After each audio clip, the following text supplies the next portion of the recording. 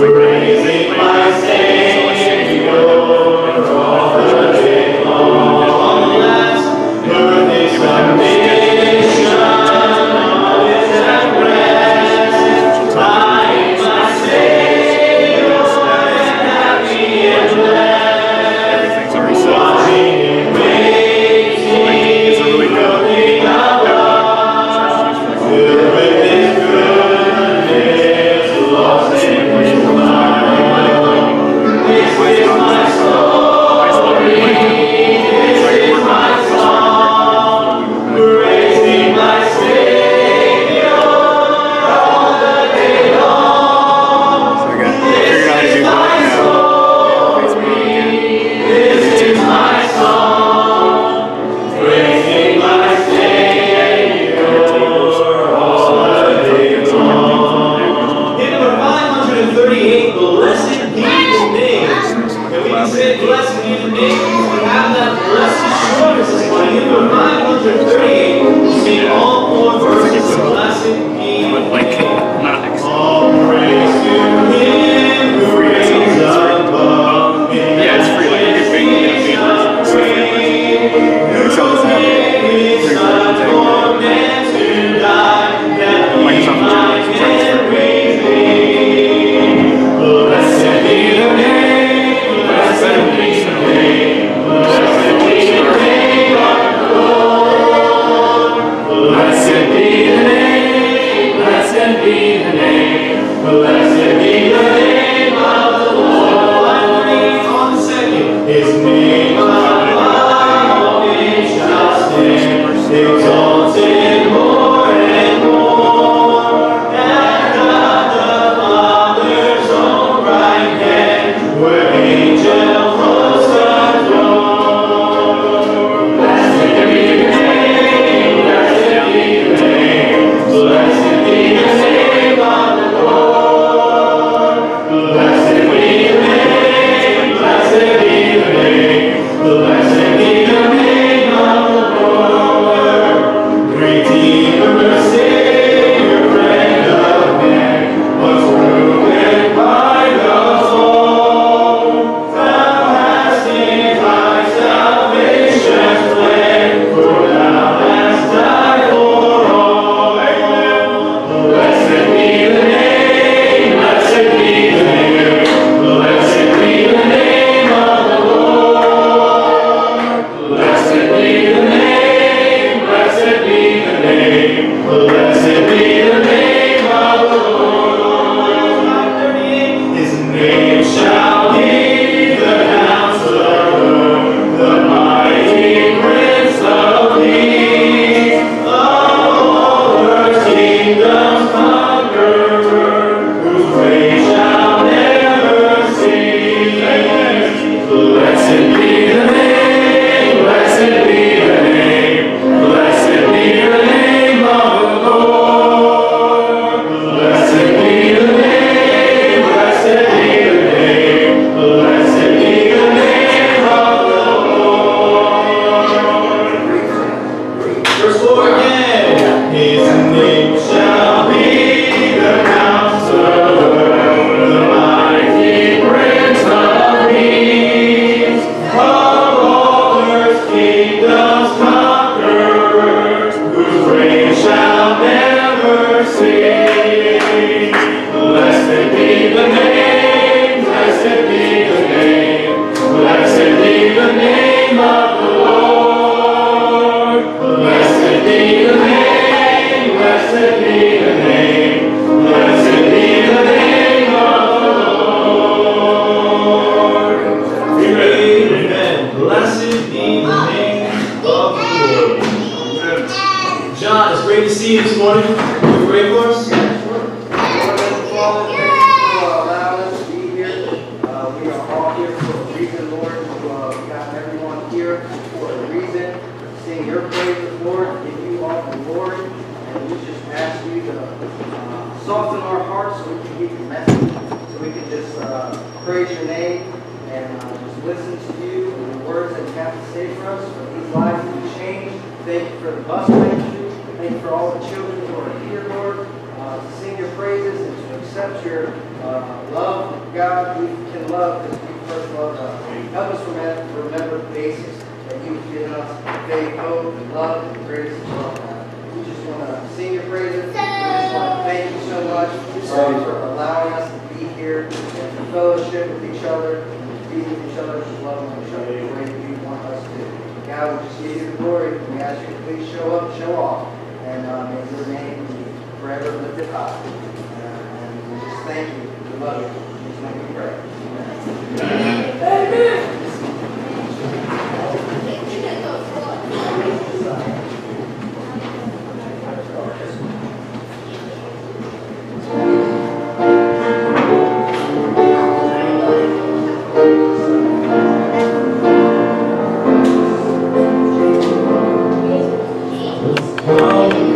Like Jesus feels like dying inside.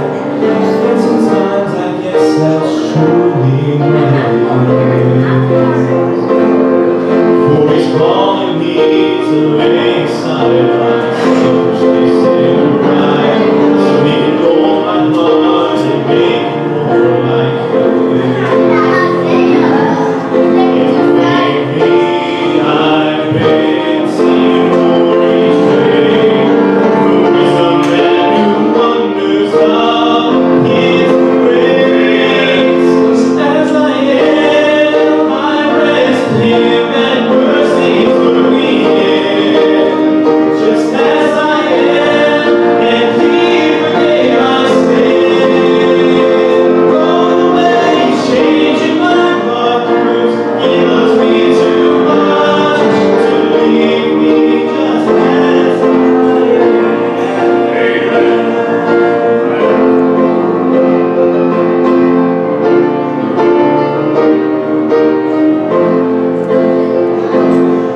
Oh, my heart is simply praying within the Father's skillful hands.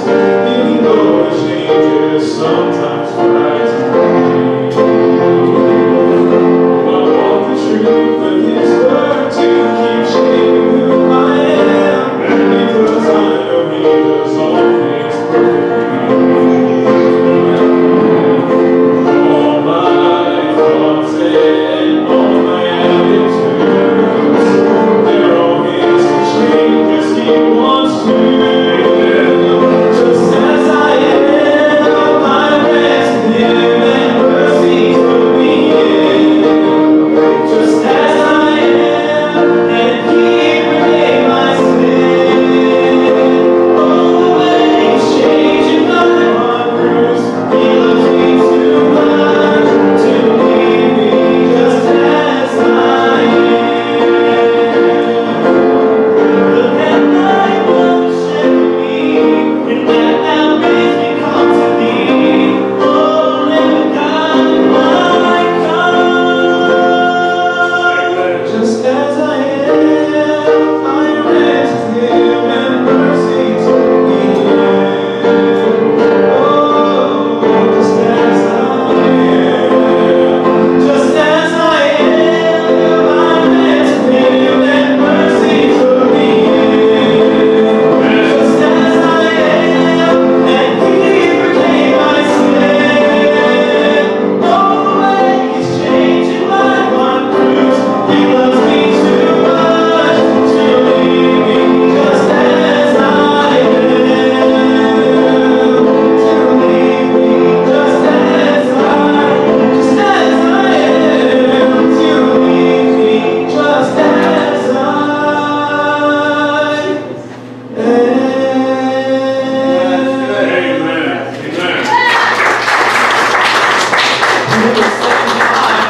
Number 75 will stand and we will sing in the sweet by and by. Hymn number 75 will stand and we'll sing all three verses.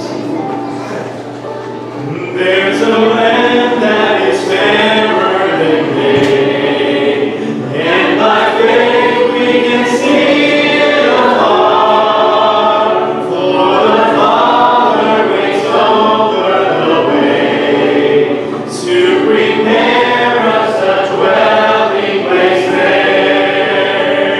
In the sweet by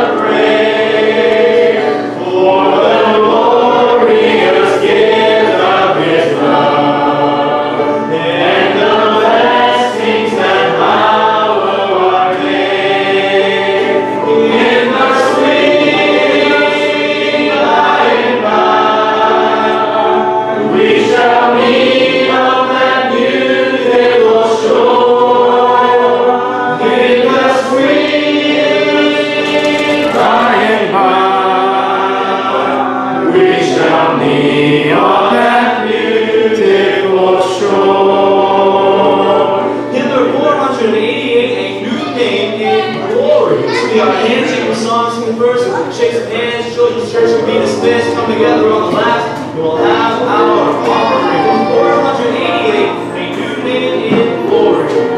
I was once a sinner, but I'm giving heart to receive from my Lord.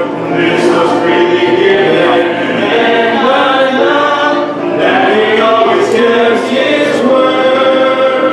There's a new name written down in glory, and it's mine. Oh yes, it's mine. And the white robed angels sing the story. The sinner has come home. There's a new name written down in glory, and it's mine. Oh yes, it's mine.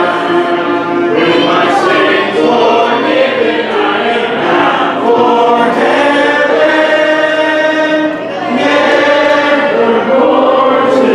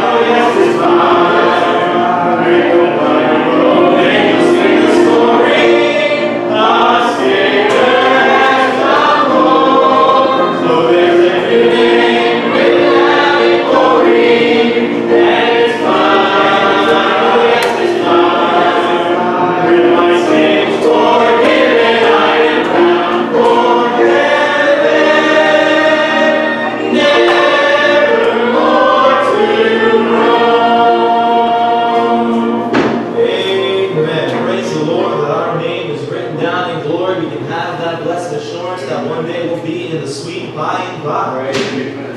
us to pray for our offering. Heavenly Father, I do want to thank you for this opportunity once again to hear your word preached and hear the song sang and glorified and uplift your name. Lord, I thank you for the fellowship of born again baptized believers here at Calvary Road Baptist Church. And I do pray, Heavenly Father, that if there's someone here today who does not know what it means to be born again, does not know what it means to be saved from the pits of hell for all eternity, I pray, Heavenly Father, that you will hold us, Heavenly Father, to acknowledge the fact they need you, Heavenly Father, to be saved. I pray that clear understanding of that today, for the preaching, invitation, the holy giving, at the end of the service. Lord, I do pray that you will deal with each and every person here that's not saved. I pray you will understand. I pray today that you will make that decision to trust Christ as their personal Lord and Savior. Lord, we love you and appreciate you for the offering selected. We will be with you to teaching the offering.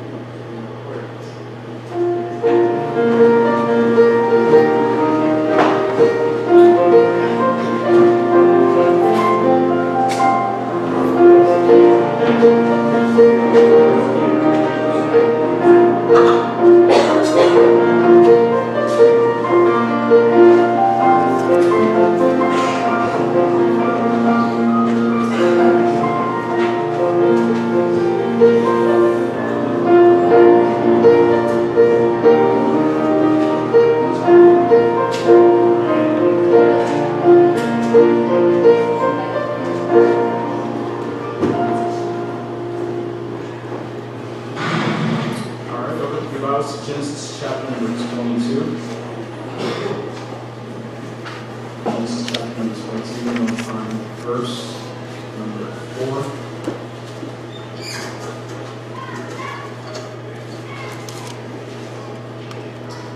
Genesis 22, verse number 4. We're going to read verses 4 through 8 as you find it standing.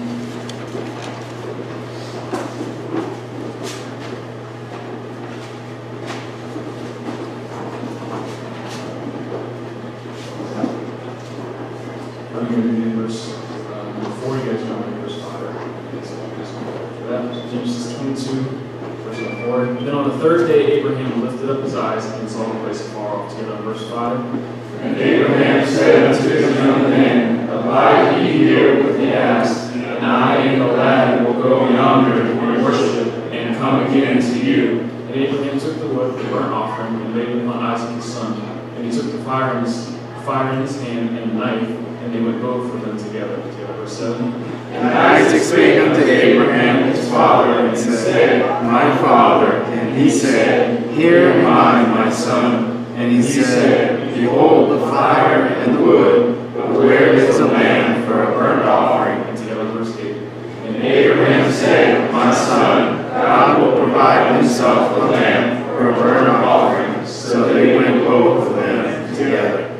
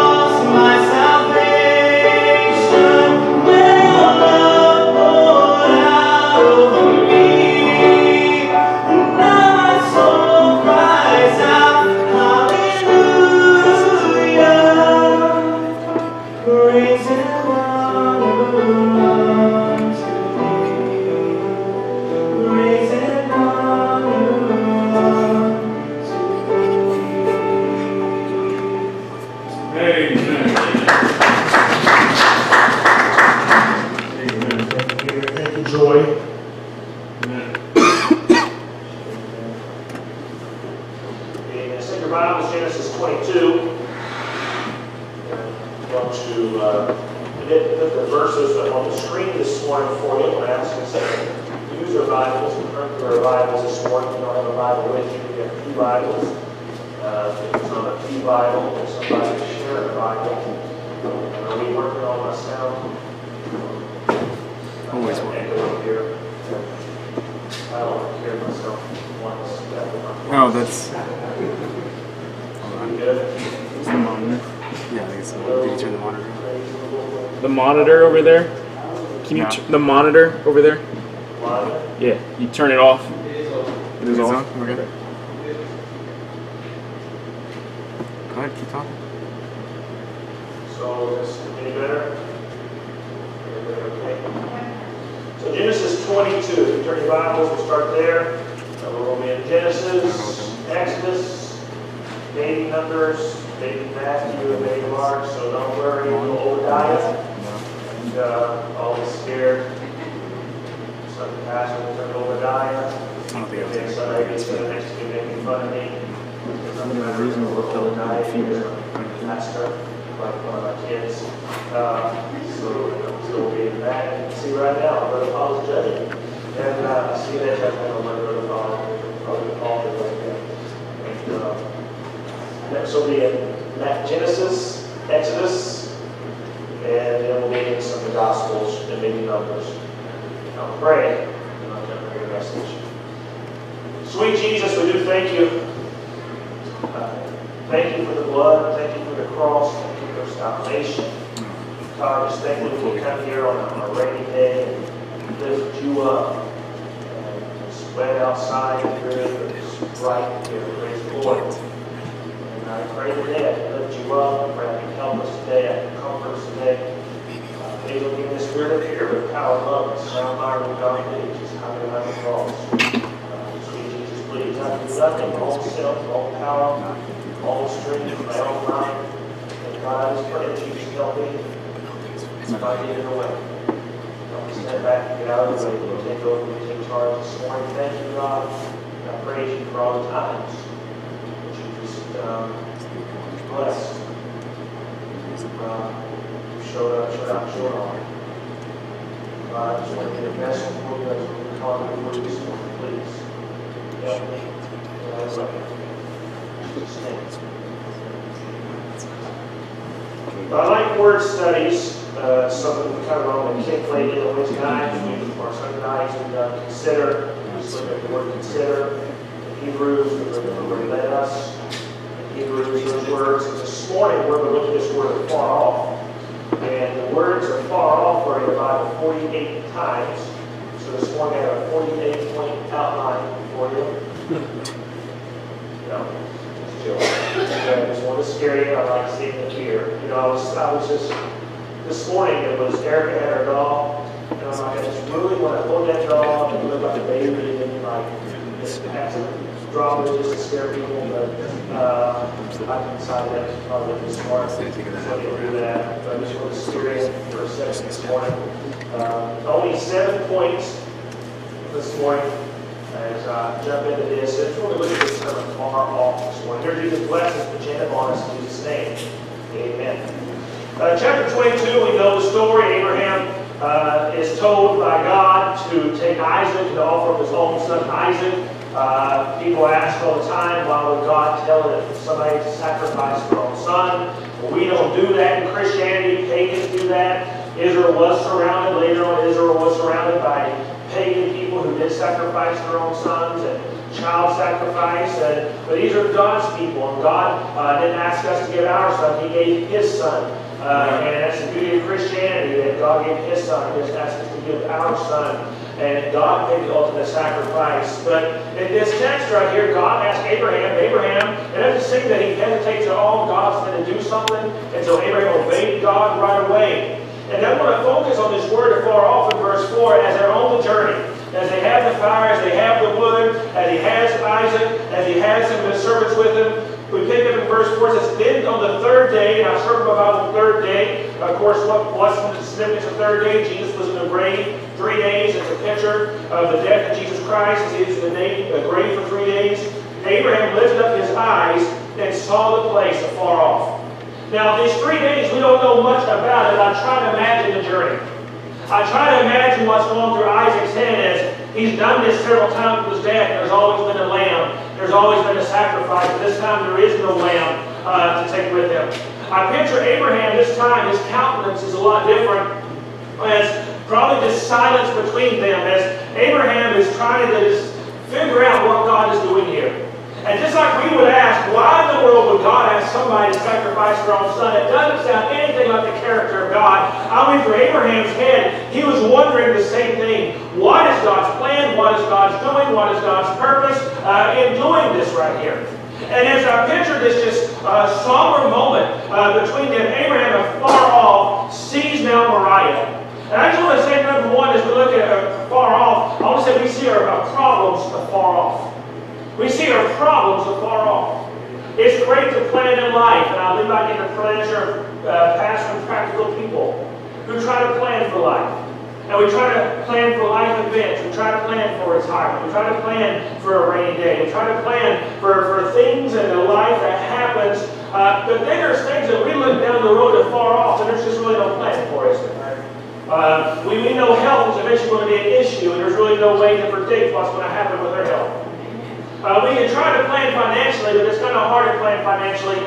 Sometimes it's kind of hard enough you got enough put back for that day because you don't know how bad it's going to rain on that rainy day. And you don't know exactly what you need on that rainy day. We look afar off at our problems on a rainy day. We can look down the road at our health issues and wonder if it's going to be a day when we go to the doctor and it's going to be cancer and what's going to happen that day. And afar off down the road, so many times we worry about what's going to happen. Can I say most of our problems never happen that we worry about? Most of our worries never happen. And we worry ourselves for nothing. I just try to worry about something until I get there. And not stress about something. I try not to tune in, but I fail. But at least I didn't worry about it until the day it was to worry about it. Because most of the time, things are not as bad as we work them up in our mind. And right here, Abraham was afar off, and he looked at Moriah afar off. And by the way, Moriah is the same place today as where later Solomon built the temple. It's where the temple was. It's where the priests would always go do the sacrifice. It's where the Day of Atonement, that sacrifice would take place, and those priest sacrifices would take place. It's where the veil of the temple was written to when Jesus was sacrificed. It's where that veil was at that time that was written to. That's where Moriah is and was. In verse 4, but in verse 5, I just want to point out to you, when you see your problems afar off, and you're worrying about your problems afar off, I want you to look at verse 5. Abraham said to his young men, abide ye here with the ass, and I and the lad will go yonder and worship. Then what's the next thing he said? And come again to you. We say, why would God tell Abraham to do this? Just like Abraham might have been wondering, why would God tell me to do this? And Abraham knows God changes not. God is the same yesterday, today, and forever.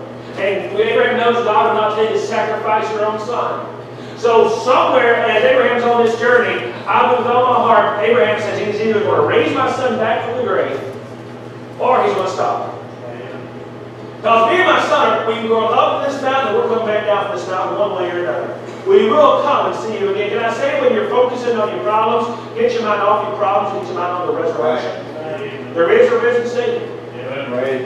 As we look down, further down at the scriptures, it says, verse 6, and Abraham took the wood of the burnt offering and the lad and laid it upon Isaac his son, and he took the fire in his hand and a knife, and he went both of them together. Verse 7, pay attention. And Isaac spake unto Abraham his father, and said, my father. And he said, here am I, my son. And he said, behold, the fire and the wood, but where is the lamb for a burnt offering? In verse 8, what a powerful verse of Scripture, as a prophecy of Jesus Christ right here. And Abraham said, my son, God will provide himself a lamb. Amen. Hallelujah. Let's pray and go home. That's worth coming to church for right there. Of course, you know the story. God did provide himself a lamb. What was the lamb stuck in? His head was stuck in thorns. A picture of the crown of thorns upon Jesus Christ. And God provided himself a lamb. When we come and we worry and we stress, and we all do, we are human, and we have this thing called sin inside of us and worry inside of us, and it's natural. Let's remind ourselves of the Lamb. Let's remind ourselves of the risen Lamb when we focus on our problem. Let's go to number next. If you go Exodus chapter 2, verse 4. Exodus 2, chapter 2, verse 4.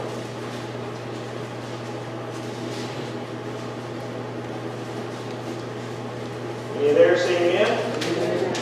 Exodus chapter 2, verse 4. Of course, you have Miriam. You have the children of Israel are now in Egypt.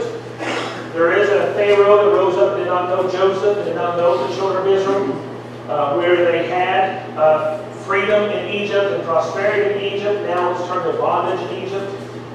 People believe us now over 3 million Jews are in this land and they're slaves in this land, and they have hard bondage in this land. Of course, the people of Egypt, Pharaoh says if there's an army that invades, they can arm these slaves. These slaves will rise up against us. We've got to do something about that. So he comes up with a plan to kill all the men of the Israeli children that are born. He first has a plot for the midwives to kill the children, but the midwives will not kill the children. And then he has another plan. He just has a command. All the male children have to be killed. Miriam, the sister of Moses, puts Moses in an ark, and she puts him in the Nile and has a plan after him being protected 3 months by his mom Jochebed. We'll pick up in verse 4. And his sister stood afar off to wit what would be done to him. Can I say number next, the promises of God? When the promises of God are far off, God's still going to keep His word. When the promises of God are far off, God's still going to keep His word. Right. God does not lie. And I promise we win. We win. You think about the promises of God, how God told the people of Israel that they would come out of Egypt. You think of this baby Moses, and all of a sudden his mama said there's something different about this baby. The God is upon this baby, protecting this baby. She had sister Miriam putting Moses in an ark and putting him in the Nile and saying, what's going to happen to this baby? And all of a sudden, it just so happens. Don't you just love the providence of God? It so happens that all of a sudden Pharaoh's daughter shows up. It just so happens that at that time Miriam sees Pharaoh's daughter take Moses. It just so happens that all of a sudden Miriam tells Pharaoh's daughter, I know somebody that can nurse this baby. It just so happened that Mama got paid to nurse her own child and take care of her own child. And Mama got to sit there and rock her baby and sing songs of Zion to her baby. It just so happened God's providence happened. Hey, don't you just love it? God keeps His promises. Yes, yesterday my wife read me something we haven't heard from in years. Years.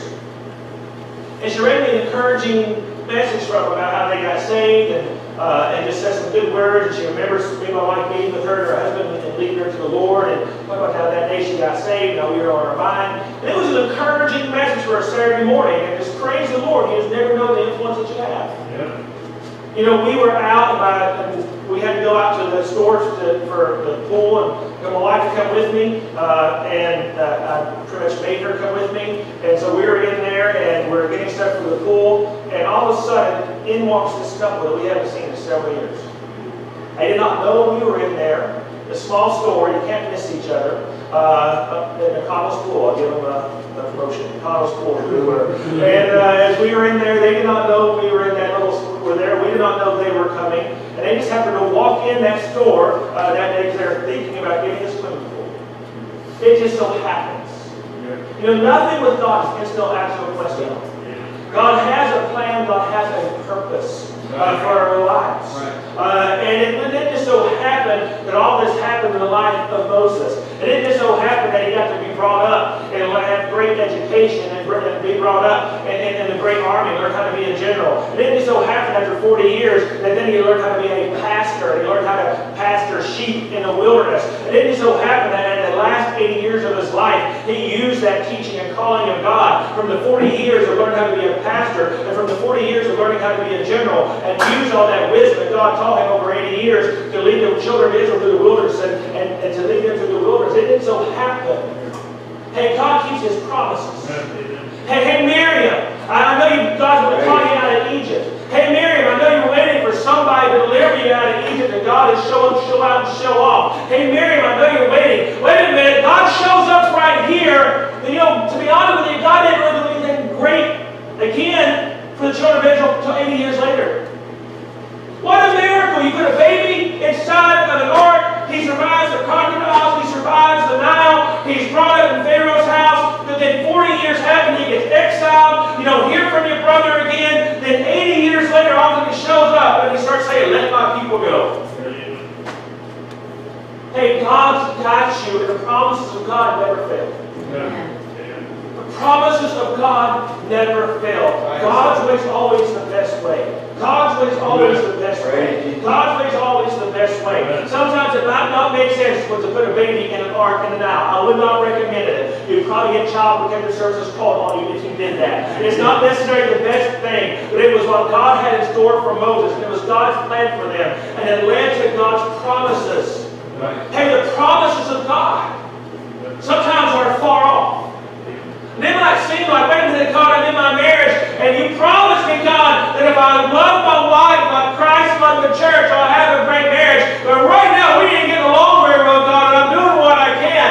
Just keep doing what God says. Right now in your marriage, I'm saying, God, you promised me if I submit to my husband and love my husband and I reverence my husband, that we'd have a good marriage. But right now, I'm tired of showing him reverence. I'm about to show him that shotgun and something else. And it's not seeming like our marriage is working out.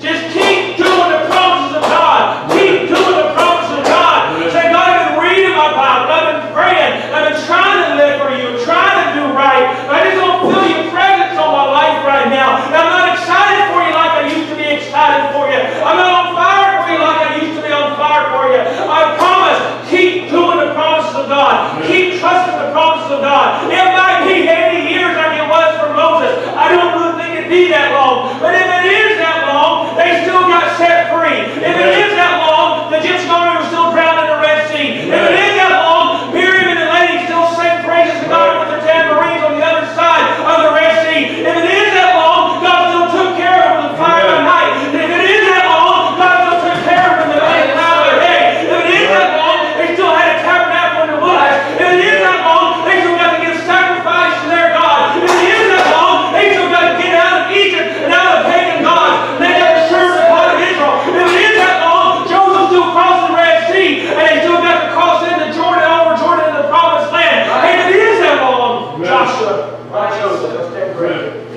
If it is that long, the promises of God are worth waiting for. They're worth waiting for. Even if it's to the next generation.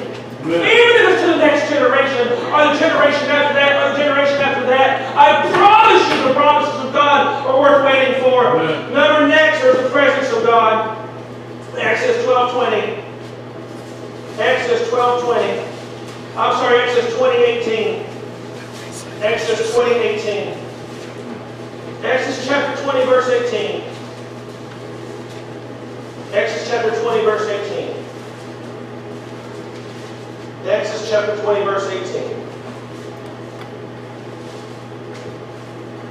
And the people saw the thundering, and the lightning, and the noise of the trumpet, and the mountain smoking. And when the people saw it, they removed and stood afar off. And they said unto Moses, Speak thou with us, and we will hear.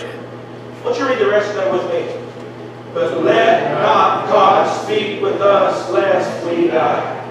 I want you to look back, if you will. Please see if I can find it. In chapter 19. Chapter 19, verse 6. Turn to chapter 19, verse 6. And ye shall be unto me a what? Kingdom of priests. Now wait a minute, you have 12 tribes of Israel. How many tribes were priests? One. Who knows? See, with Great First Baptist Church, all of who knows. One tribe. 12 tribes, one's a tribe of priests. What was God's original plan? For every tribe to be a tribe of priests. But all of a sudden, the children of Israel, they stood when Moses got the 10 Commandments, and they were supposed to stand there to where they could hear Moses speak the commandments. We're supposed to stand there close to the mountain, not all the way to the mountain, but close to the mountain. But all of a sudden the fire came down, all of a sudden the smoke came down, all of a sudden they saw the fierceness of God and the holiness of God. And they said, wait a minute, God is not like us. God is holy and we are not. God is awesome, we are not. God is pure and we are not. And all of a sudden they said, let not God speak to us lest we die. I'd rather another man speak to me and tell me what God said. Let Moses hear what God said. Let Moses see the holiness of God, the beauty of God, the pureness of God, the awesomeness of God. Let Moses see the finger of God come across those 10 commandments. And let Moses see that. And let Moses come down and tell us what God said. Because we don't want to talk to God ourselves. That's the reason I call us sometimes Baptist Catholics. Because Baptists can come to church and only want to hear what the pastor says, but not open the Bible for themselves. Yeah. So can any other denomination, any other religion. That's why you have cults and false religions in the world, because the world and our human nature, we don't want to get close to God and have a personal relationship with God and open the Bible for ourselves. Let God prick our heart and God tell us what to do. We want a man to tell us what to do. And when a man tells us what to do, when that man leaves and that man falls away, and Moses went up to the mountain, what were the children of Israel doing when Moses was on the mountain? They were making golden calves, having wicked vile parties and dancing around naked and having pagan worship. Why? Because a man wasn't there to tell them what God said. And if you have a personal relationship with God, it doesn't matter if that man dies, it doesn't matter if that man moves away and it's called a mission field, it doesn't matter if God forbid that man fell into sin, God forbid, you're still going to be walking with God and you're still going to have a relationship with God. But what happens, so many churches across America, what happened to that church? Or the pastor died, or the pastor fell into sin, or the pastor got called somewhere else, and all of a sudden the church fell apart. The church fell apart because they wanted to know what the man was saying, and they wanted to hear it from the man. And the only man over there, Calvary Road Baptist Church, to be about is the man, Jesus Christ, the one who's on the cross, high and lifted up, the one who's coming back again in glory, the one who's sitting at the right hand of the throne of God. That's the man to follow. That man will never leave you. That man will never forsake you. That man will never let you down. And that needs to be the man that we get close to. That needs to be the man that we follow. And we're going to follow him. We got to follow his word. And when we follow Jesus Christ, there's some things that he says. And I'll be honest with you, I don't like. And if you're honest with yourself, there's some things you don't like. If you follow Jesus Christ, sometimes it's scary. Faith is a scary thing, because faith is the substance of things hoped for, the evidence of things not seen. Faith is doing things that you cannot see. I don't know about you, but I like to see what I'm doing. I didn't like the dark as a kid, and I don't like it much more as an adult, to be honest with you. After dark, only bad guys and police are out. I like the daylight. And papermen. Those papermen look awfully suspicious in the dark, throwing stuff at people's houses. Outside those three, ain't a whole lot good going on tonight. I like the light. I like knowing what I'm doing. I like seeing where I'm going. And when it comes to faith, I'm walking blind.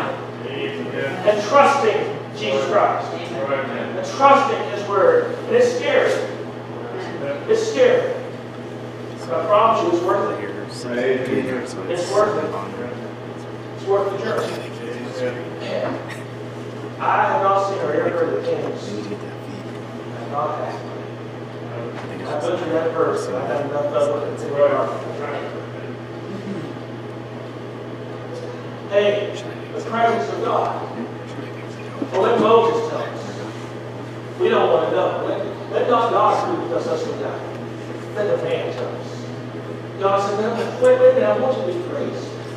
I don't just want Moses and Aaron to be priests. I don't just want the tribe of Levi to be priests. I want everybody to know the blood on the altar. I want everybody to be able to go in that holy of holies. I want everybody to know what the presence of God is like. I want everybody to know that not just Moses. Of course, I got ahead of myself when Jesus died on the cross. What happened? The veil of the temple was ripped. Now God said, I intended for the people of Israel back there on Mount Sinai. That law of God, if you remember from what I said about Passover or my message last week, that law of our Pentecost last week, at Pentecost Sunday, that law of God was no longer written on tablets. That law of God was not just coming down to man. That law of God now is written on the heart hearts of the people. And as Jesus died on the cross, the veil of the temple was breaking too. Everybody has direct access to God. You don't have to go for a man, you don't have to go for a priest, you don't have to go for a saint. You have direct access to a holy God. Hey, the presence of God is sometimes afar off. God never wants to be afar off, though. I want to do it for time's sake. Number next is Passover. Numbers 9, chapter 10. If you want to turn there, you can. I'll just tell you the story. Numbers 9, chapter 10, it's Passover time. And it's Passover time, and people come to Moses and say, wait a minute, I've touched a dead person, and according to the law, I can't do sacrifice. Can I still do Passover? Moses said, I'll go to God and see what God says. And Moses comes back, and I'll go ahead and turn there since you are. Numbers chapter 9, verse 10. Numbers chapter 9, verse 10. Dare say amen?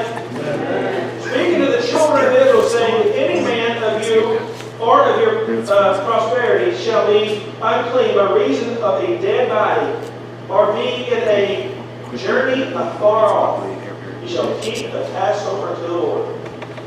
There's a saying people joke around, and we joke around and say, you got to go on vacation.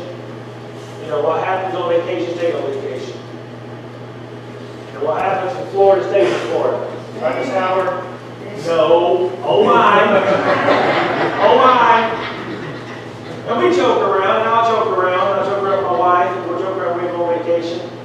You know, I remember on vacation we took a cruise on Baltimore. It was really, really neat because we left church service right after the church service. We were like an hour off our harbor. We got on the boat. We were gone. We came back the following Sunday. Got back before church service. And I mean, we went to church, went on a cruise, got back, went to church. I mean, it was wonderful. So we got on that boat, and there were all these people from Waldorf. Like, man, we got to behave ourselves. I always behave myself. I kept telling Miss Ashley, you got to behave yourself. Come on now. Brother Zeddy was talking about a Sunday school teacher at the church. He said, pastor without soul winning, and Lady Lily answered the door with a shotgun. And he said she later became a Sunday school teacher. I said, I had an incident similar to that. He said she became a wife. You know. Miss Ashley never had a shotgun. That was a joke. But you know, so many times we think we can get away. Young people think you can get away from mom and dad. And also you don't have to do what mom and dad say anymore. That goes back to my last point. You got the presence of God. It's not mom and dad telling you that. It's God. It's God. You think you can get away from the area. You don't have to do that anymore. But that Passover is a picture of salvation. He said, you know what? That blood still saves. And I still die for you, whether you're in Charles County, PG County, no matter whether you're in Vegas, or no matter where you are in this world. That blood still saves, and you're still a born-again Christian. You need to act like it. You need to act like it. Far off. Remember next, turn to Mark chapter 14. Probably the most famous, one of the most preached on in this verse.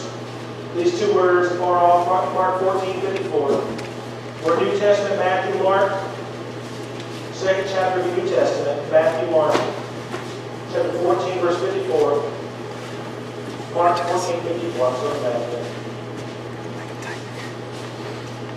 Mark 14:54.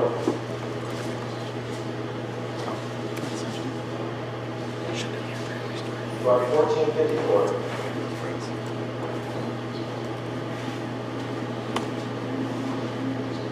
Backdrop, of course, now it's time for crucifixion. And Peter, if you see Peter, I mean, Gary preached a great message just a few Sunday nights ago. But Peter said, wherever we go, they'll have the words of life. Jesus said, will you leave me too? Peter's like, oh, I'll leave you. And Peter, crowds came, crowds left. Peter stayed there. I mean, this is Peter. This was the guy that just, he was sitting there taking care of his fishing nets, taking care of everything, and all of a sudden he just left everything to follow Jesus. Left the family business probably several generations behind to follow Jesus. Follow Jesus is the man that jumped out of the water. I know he's safe, but he's the only one who jumped out of the boat too. This is Peter. But all of a sudden, in chapter 14, verse 54, Jesus is going to get crucified. fight. I mean, he was not too good with the sword. I don't think he was aiming for an ear. I think he was probably aiming for a throat. He missed just a little bit. But in 1454, Jesus tells him to put up the sword. He heals the ear of the person's ear he cut off. And you get to 54, and Peter followed him afar off. Let me ask you a question. In verse 54, has Peter drank anything yet? Peter had any drugs yet? Peter cussed yet? I mean, so far, what's the difference in Peter and what he was doing? I'm sure he's wearing the same clothes he was wearing when he was following Jesus. He hasn't changed at all. But there's something different about him. He's not close to Jesus anymore. All the far off. One of the saddest verses in the Bible. This is Peter. He's right there at the Lord's Supper. He's right there following Jesus. Jesus is right-hand man. He's right there at the Mount of Transfiguration. And this is Peter. And I know we'll see Peter in heaven. I'll apologize to him one day to his face to preach against him. Because he did redeem himself with a lot of good stuff. But this moment right here, he's away from God. And of course, we know what happened shortly after that. A young lady. This is a man who will eventually stand up against rulers and be crucified upside down because he's not going to be crucified the same way as Jesus was. This is a man that's going to eventually stand up and preach to thousands upon thousands of people. And over 3,000 people will be saved in one day. This is a man, but we're going to find him here in a few verses cussing because he's scared of a little girl, a young girl. Why are you so scared? Where's that boldness? One of the just major lack of boldness you'll find in the New Testament. You cower down to a young lady. And why are you so scared? And why are you such a coward? And why all of a sudden are you cussing the name of Jesus? It started right here where you following from. Hey, there's persecution coming. Hey, you know what's the difference? Is so many times in our life we're on fire for the Lord and hey, I'm a Christian and we're sharing our testimony with everybody. Hey, we're sharing testimony. Hey man, Sunday was a great day. So-and-so got saved in church. This happened and this happened. Also, we're on fire for the Lord. And hey, today I read my Bible. This is what I read in my Bible. You wouldn't believe what I got from God today. And also, we're so excited for the Lord. And we're telling everybody what Jesus has done for us. Then some persecution comes. Then all of a sudden somebody starts making fun of us, calling us preacher boy, preacher girl. Then all of a sudden, friends think we're weird because we talk about Jesus all the time. Oh, we shouldn't wear him on our sleeve. No, we should wear him on our heart. We should wear him on our you look at the Old Testament scripture, no, they wear him on their forehead. They wore him on the hems of their garment. That was a picture of the Word of God. Jesus is the Word of God. I don't wear my face on my sleeve, but it's right there before me. That's what they wore. He's the font in their eyes. You wear him everywhere. That's where they wore him. But what happened? Persecution. All of a sudden, it's real. All of a sudden, I'm not going to do anything wrong. I'm not going to do anything bad. I'm just going to be a little fun. Geez, I'm distance myself. I'm distance myself. He is cool as he used to be. I don't want to hang around. Oh, no, Jesus still. He's working anything around. He's working in persecution. I'm not coming to work. And all of a sudden, Peter fall off because persecution came upon him. Mark chapter 5, verse 6. Mark chapter 5, verse 6. We're back up the first time. Mark chapter 5, verse 6. Maniac Gadara.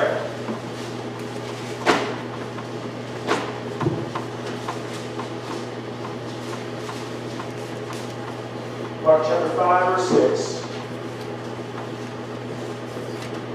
Take it to verse 1. And they came over into the other side of the sea, into the country of the Gadarenes. And when he was come out of the ship, immediately there met him out of the tombs a man with an unclean spirit, who had his dwellings among the tombs, and no man could bind him, no, not with chains, because that he had been often bound with fetters and chains, and the chains had been plucked asunder by him, and the fetters broken in pieces, neither could any man tame him. Verse 5. By the way, this is stop right there. He didn't TV. He'd been to everything. And he could go to every self-help class. Nobody could help him. And the world had nothing for him. And always, night and day, he was in the mountains and in the tombs, crying and cutting himself with stones. Verse 6, but when he saw Jesus afar off, he ran and worshiped him. Amen. I picture the story going down something like this. This man, like I said, he'd been to everything.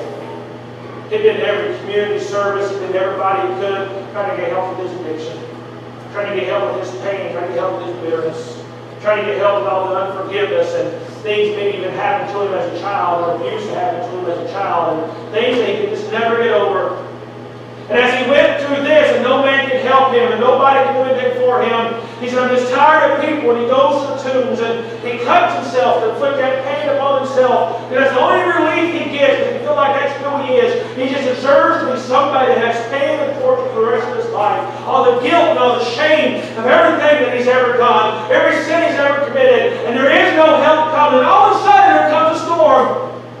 This storm is not like any other storm. It's a raging storm. And he looks out on the Sea of Galilee and he sees the boats. He sees one larger boat and all kinds of small boats behind him. And this man, somewhere inside of him, I think there was some compassion. All these boats are going to be destroyed. All these thousands of people are going to die. And all of a sudden, the storm that came out of nowhere just crushed. He said, there's something going on here. And he takes a little closer look and he rises up on that hill.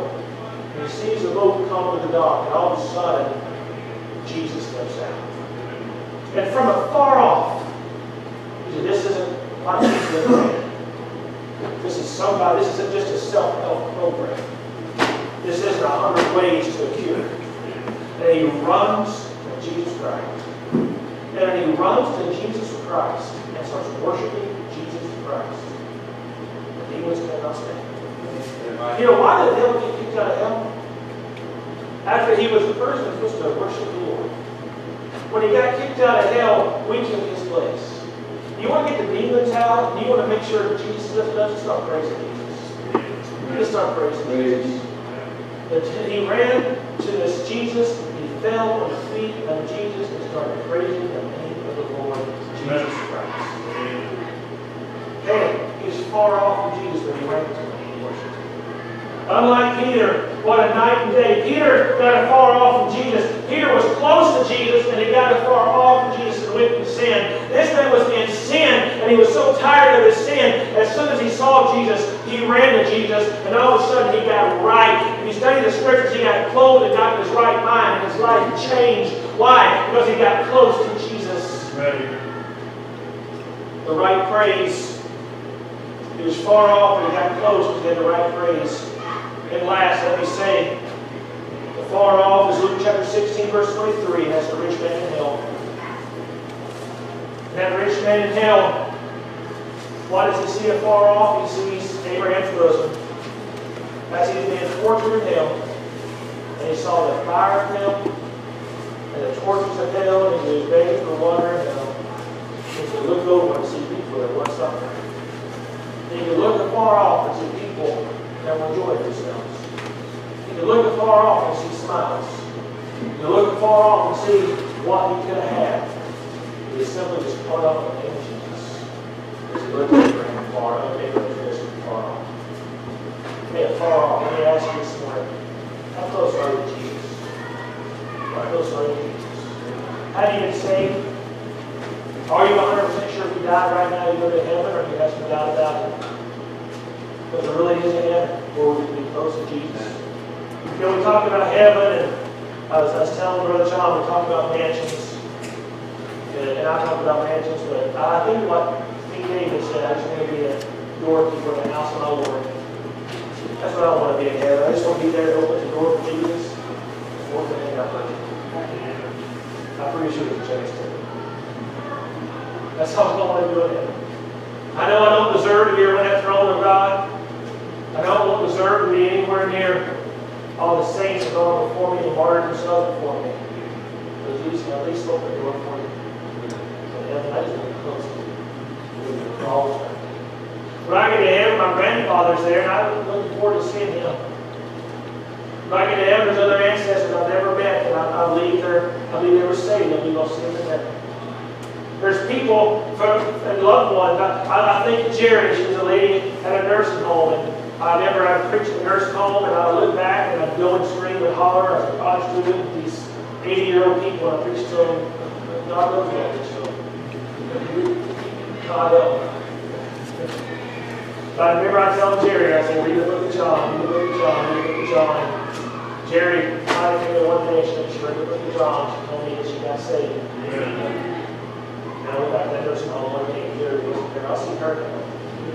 I remember Rev Brown. Rev Brown was a man, and I'd go and preach, and he was sleeping, slumped over in his chair. And it seemed like every week I'd go, he'd raise up a little bit more, a little bit more. And I remember it was Christmas time, and I asked him what he wanted for Christmas, and he smiled at me, and he was smiling, and said, "Got 2 front teeth." And I went back, and Rev Brown went there, and Lord, you know, God lets me live a full life. Eventually, my mom would be in heaven, my dad would be in heaven.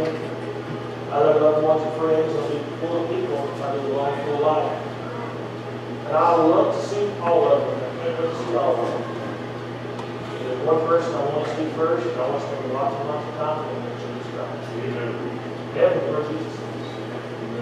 Heaven is where Jesus is. Are you going to be with him? Have you accepted Jesus Christ as the person who seemed to have you been born again? Are you saved? Have you trusted only Jesus at the cross? He paid for all your sins in full. He died on that cross and spent 3 days in the grave, and he rose again and took 3 days later. You trust only that to get in. So you trust in Jesus. Don't trust yourself. You trust 2 things to get to heaven: yourself, your righteousness, your good works, every good thing you've ever done. You can trust what Jesus did on the cross. And then each one of you trust. But you only trust one of them. I trust Jesus. I take Jesus. When I get to heaven, and that question that Brother Simmons asked in Sunday school, and they said, "Why are you in here? Or why should I let you in?" I said, "The blood of God." The blood of Jesus. That's the only reason I'll get to heaven. It's nothing I've ever done. Not one sermon I've ever preached. Not one good deed I've ever done. Only because of the blood of Jesus Christ. Are you 100% sure if you die right now, you go to heaven, or if you mess with God? If you trust in religion and good deeds and good works, you're going to trust Jesus. I'll take Jesus. I don't want to be far off from it after that. I want to be right there with Jesus. Now, I remember as a kid, my dad was doing something in the dark. It was just pitch black dark out in the country, and we were running around. I just remember and I wasn't even that young as a kid. I was going to be scared. I remember just holding my dad's back of his shirt. I didn't want to lose my dad in the darkness. You know what? This life has its problems. I don't want to lose Jesus. I want to follow his footsteps so it's never way. I want to be right there with him. Let's stand, please. Hands down, eyes closed, and all the way.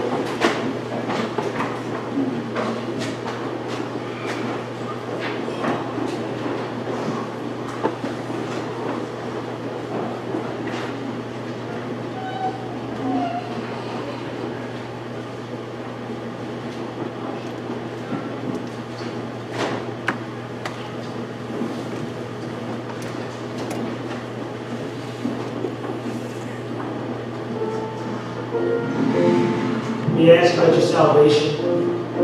Are you saved? The pastor, I know if I died right now, I'd go to heaven, no doubt about it. I know I'm saved. I'm accepting Jesus Christ as my personal Savior. I know heaven's my home. That's